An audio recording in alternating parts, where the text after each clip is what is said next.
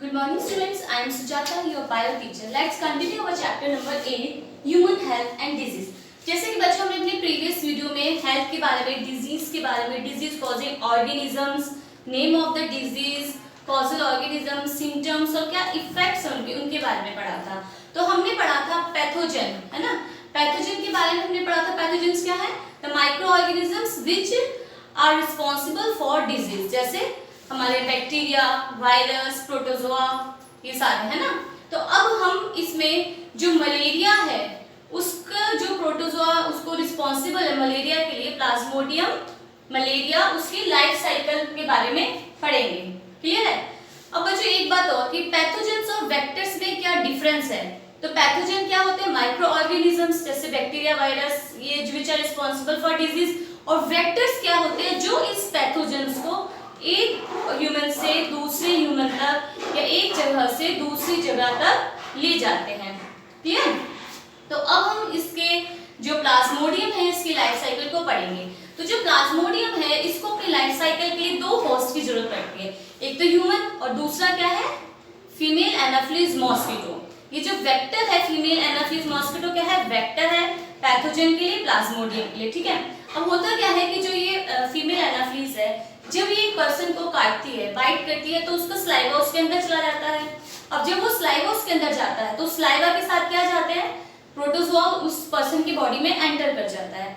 अब जब वो प्रोटोजोआ उस पर्सन की बॉडी में एंटर करता है तो क्या होता है कि जो उस पर्सन के लीवर है वो प्रोटोजोआ उसके लीवर में जाता है, प्लाज्मोडियम उस पर्सन के लीवर में जाता है, वहां जाकर उसके लीवर सेल्स के अंदर वो जाकर मल्टीप्लिकेशन स्टार्ट कर देता है। और जब वो मल्टीप्लिकेशन स्टार्ट कर देता है तो क्या होता है? वो लीवर सेल बर्स्ट हो जाता है। और जब वो लीवर सेल बर्स्ट हो जाता है तो वो प्रोटोजोआ अटैक करते हैं, फिर हमारे जो बॉडी में आरबीसी है, रेड ब्लड सेल्स है, उन पर अटैक करते हैं। ठीक है। और होता क्या है? जब आरबीसी में जाकर देखो दो जगह मल्टीप्लिकेशन करते हैं, जो ये प्रोटोजोआ है दो जगह करता है। कहाँ? एक तो हमारे लीवर सेल्स में और फिर हमारे आरबीसी में। असेक्सुअल रिप्रोडक्शन करता है ये इन दोनों जगह। क्लियर है? जब भी हमारे आरबीसी में जाता है वहां मल्टीप्लिकेशन करता है तो वहां क्या करता है ये कि जो हमारी जो ये मल्टीप्लिकेशन के बाद क्या करता है ये आरबीसी में हीमोग्लोबिन, हमारे ब्लड में क्या है? रेड आरबीसी क्या है? Haemoglobin present in RBC. Haemo क्या है? आयरन और ग्लोबिन क्या है? प्रोटीन। तो इस हीमोग्लोबिन से ये ग्लोबिन को खत्म कर देता है, प्रोटीन को खत्म कर देता है। तो जब ये स्टेज आती है, जब ये हमारे आरबीसी पे हीमो से ग्लोबिन को, प्रोटीन को खत्म कर देता है, तब क्या होता है? केमिकल रिलीज होता है हीमोजोइन। जब ये केमिकल रिलीज होता है इस स्टेज पर आकर जो मलेरिया के सिम्टम्स हैं, क्या होते हैं मलेरिया के सिम्टम्स? हमने पढ़े थे अपनी प्रीवियस वीडियो में। चिल, फीवर, हाई फीवर, है ना, ठंड लगना और ज्यादा तेज बुखार आना, तब ये सिम्टम्स शो होते हैं और तब डिटेक्ट होता है कि भाई इस पर्सन को मलेरिया है। ठीक है। अब क्या होता है? उसके बाद क्या होता है कि यहाँ पर इस स्टेज पे आने के बाद ये जो प्लाज्मोडियम है ये गैमेट्स बनाता है, मेल गैमेट और फीमेल गैमेट, गैमेटोसाइट्स डेवलप करता है। इस स्टेज पर अगर गैमेटोसाइट डेवलपमेंट के स्टेज पर उस पर्सन को, इन्फेक्टेड पर्सन को कोई फीमेल एनाफिलिस बाइट करती है तो क्या होता है? ये गैमेटोसाइट्स उसके बॉडी में एंटर कर जाते हैं। समझ में आया ना? ये यहाँ तक कि हमारी साइकिल ह्यूमन बॉडी के अंदर होगी। जब वो गैमेटोसाइट्स जो है फीमेल एनाफिलिस के अंदर एंटर करते हैं बेटा, उसकी गट में, उस मॉस्किटो की फीमेल एनाफिलिस की गट में जाकर वहां पर वो फर्टिलाइजेशन करते हैं। और फर्टिलाइजेशन करने के बाद क्या बनाते हैं? स्पोरोजोइट्स बनाते हैं। और वो स्पोरोजोइट्स क्या करते हैं? स्पोरोजोइट्स फिर उसके स्लैवरी ग्लैंड्स में एस्केप कर जाते हैं। गट से कहां चले जाते हैं? वो स्पोरोजोइट्स उसके स्लैवरी ग्लैंड में चले जाते हैं। क्लियर है? अब उसके स्लैवरी ग्लैंड में वो सारे स्पोरोजोइट्स जो इकट्ठा हो गए, अब वो फीमेल एनाफिलिस जो है जब जिस पर्सन को काटेगी वो अपने सलाइवा के साथ ये स्पोरोजोइट जो है उसकी बॉडी में एंटर करा देगी। अगर हम कहें कि जो इसकी जो प्लाज्मोडियम की लाइफ साइकिल में कौन सी सबसे ज्यादा इन्फेक्टेड जो स्टेज है तो वो क्या है? स्पोरोजोइट्स। क्लियर है बच्चों? ये थी हमारी इसकी लाइफ साइकिल किसकी? प्लाज्मोडियम की। अब हमारा नेक्स्ट टॉपिक है इम्यूनिटी। हाँ स्टूडेंट्स, अब हम पढ़ेंगे इम्यूनिटी के बारे में कि व्हाट इज इम्यूनिटी, है ना। देखो आजकल क्या है, कोविड-19 है तो क्या हो रहा है कि भाई अपना इम्यून पावर स्ट्रॉन्ग करो, इम्यून पावर स्ट्रॉन्ग। ये डिफरेंट एड्स आ रहे हैं टीवी में कि ये चीज लो, ये च्यवनप्राश खाओ इम्यूनिटी स्ट्रॉन्ग होगी, ये खाओ हमारी इम्यूनिटी स्ट्रॉन्ग होगी, है ना। देखा है ना सबने आजकल टीवी पे। तो अब क्या है, अभी इम्यूनिटी है क्या, व्हाट इज इम्यूनिटी? तो इम्यूनिटी क्या है कि जो माइक्रो ऑर्गेनिजम्स, ठीक है, जिस वही पैथोजेंस हो गए, कि हमारे बॉडी की अपनी कैपेसिटी किसी micro disease causing micro organism से लड़ने की, उसको कहते हैं इम्यूनिटी, ठीक है। अब let's see the definition of immunity, the ability of host cell to fight the disease causing micro organisms due to immune system, कि हमारे इम्यून सिस्टम की वजह से जो डिजीज कॉजिंग ऑर्गेनिजम्स है, हमारे सेल्स की उनसे लड़ने की जो पावर है, उसको हम कहते हैं इम्यूनिटी। क्लियर है बच्चे? जो ये इम्यूनिटी है ये टू टाइप्स की होती है, एक होती है इन्नेट इम्यूनिटी और एक होती है एक्वायर्ड।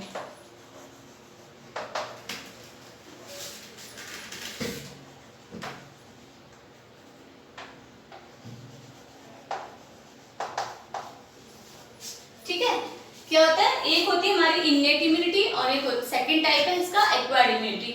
इन्नेट इम्यूनिटी क्या होती है, जो फ्रॉम बर्थ है ना, नॉन, ये जो बच्चों नॉन स्पेसिफिक टाइप की होती है। जो हमारी इन्नेट इम्यूनिटी है वो नॉन स्पेसिफिक टाइप की है और फ्रॉम बर्थ, यानी कि हमारे जन्म से ही हमारे साथ, जब हम हमारा बर्थ होता है हमारे साथ ये आती है, ठीक है। तो इसके लिए 4 टाइप्स ऑफ बैरियर्स होते हैं जो इस इम्यूनिटी को बनाते हैं। 4 टाइप्स के बैरियर्स हैं, ठीक है। और इन 4 टाइप्स के बैरियर्स क्या करते हैं, ये डिफरेंट पैथोजेंस को हमारी बॉडी में आने से रोकते हैं, ठीक है। अब अगर इनके डिफरेंस की बात करें देखो, तो एक तो इनेट इम्यूनिटी फ्रॉम बर्थ होती है, एक्वायर्ड इम्यूनिटी हम अपनी ड्यूरिंग लाइफ साइकिल हम इसको एक्वायर करते हैं, ठीक है, ग्रहण करते हैं इसको अपनी लाइफ साइकिल में। और जो इनेट इम्यूनिटी होती है वो इनहेरिटेबल होती है, ठीक है, यानी फ्रॉम पेरेंट्स से ऑफस्प्रिंग में जाती है। लेकिन एक्वायर्ड इम्यूनिटी ये इनहेरिटेबल नहीं होती, ये पेरेंट्स से ऑफस्प्रिंग में नहीं जाती। और बच्चों जो इनेट इम्यूनिटी है इसके लिए ये कोई जरूरी नहीं है कि हम किसी पैथोजन के कांटेक्ट में आए तभी ये डेवलप होगी, लेकिन एक्वायर्ड इम्यूनिटी के लिए ये एसेंशियल है कि हम किसी पैथोजन के जब कांटेक्ट में आएंगे तब हमारी बॉडी उससे लड़ने के लिए हमारी बॉडी के अंदर एंटीबॉडीज बनेंगी। तो एक्वायर्ड इम्यूनिटी के बारे में हम बाद में डिस्कस करते हैं, ये एक पूरा लंबा प्रोसेस है। अब हम इनेट इम्यूनिटी के बैरियर्स के बारे में स्टडी करेंगे। नाउ स्टूडेंट्स, अब हम पढ़ेंगे इनेट इम्यूनिटी के 4 टाइप्स ऑफ बैरियर्स के बारे में, ठीक है। तो इसमें हमारा फर्स्ट बैरियर है फिजिकल बैरियर, ठीक है। फिजिकल बैरियर में क्या आती है, हमारी स्किन आती है ना, और हमारे जो रेस्पिरेटरी और हमारे जो यूरोजेनिटल ट्रैक्ट है इनकी एपिथेलियम लाइनिंग आती है। तो बच्चों हमारी स्किन कैसे एक फिजिकल बैरियर है, कोई भी माइक्रो ऑर्गेनिज्म, कोई पैथोजन बैक्टीरिया वायरस कभी हमारे स्किन के कांटेक्ट में आया, हमारी स्किन उसको हमारी बॉडी में एंटर करने से रोकती है। क्लियर है? तो इस तरीके से हमारी स्किन क्या है, एक फिजिकल बैरियर है। सेकंड, जो भी हमारे जो रेस्पिरेटरी ट्रैक्ट है, हमारा यूरोजेनिटल ट्रैक्ट है, हमारा गैस्ट्रोइंटेस्टिनल ट्रैक्ट है, इन सब के अंदर जो है एपिथेलियम की लाइनिंग होती है। एपिथेलियम की लाइनिंग क्या करती है, उसके अंदर होते हैं म्यूकस सेल, और वो म्यूकस सेल क्या करते हैं, किसी भी जो भी म्यूकस सेल्स क्या करते हैं, जब कोई जो सीक्रेशन करते हैं, जब कोई भी ऑर्गेनिज्म हमारी बॉडी में एंटर करता है, डिजीज कॉजिंग बैक्टीरिया वायरस कोई भी, तो ये म्यूकस सीक्रेट करते हैं जो उनको वहीं पे रोकते हैं, हमारी बॉडी में एंटर करने से रोकते हैं।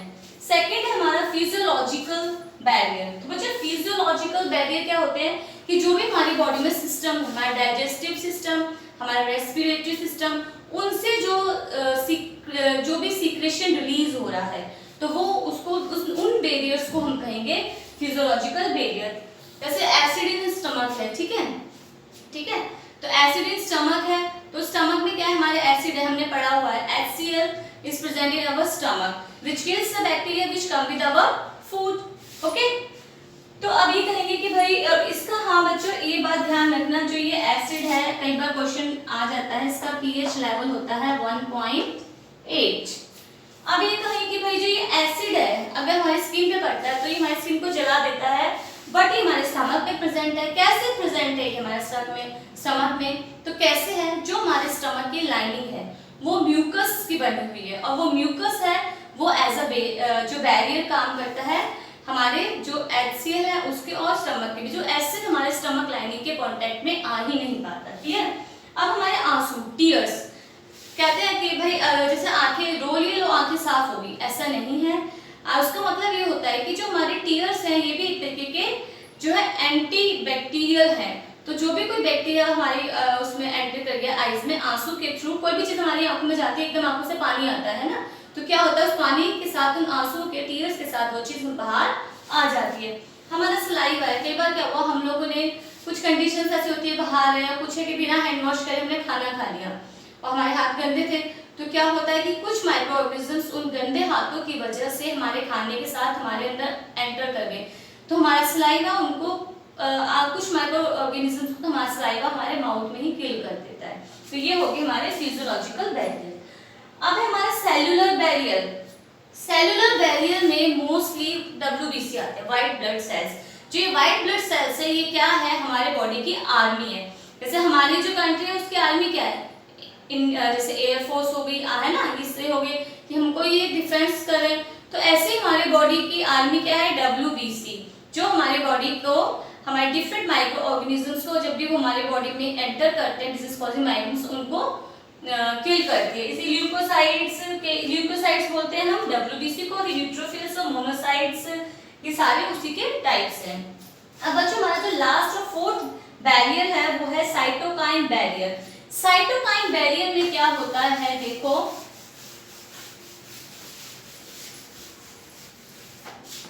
सपोज जैसे हमारी ये बॉडी में सेल है ना, लेयर ऑफ सेल,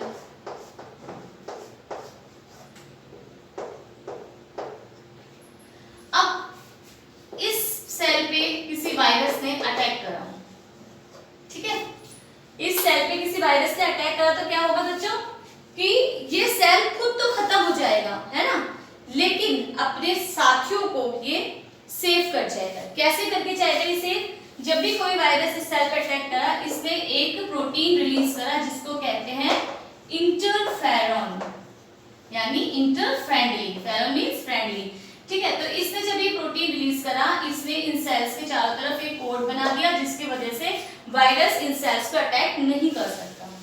क्लियर बच्चों, ये 4 टाइप के बैरियर्स हमने इनेट इम्यूनिटी के पढ़े। अब हम अपनी नेक्स्ट वीडियो में एक्वायर्ड इम्यूनिटी के बारे में पढ़ेंगे। Okay, thank you.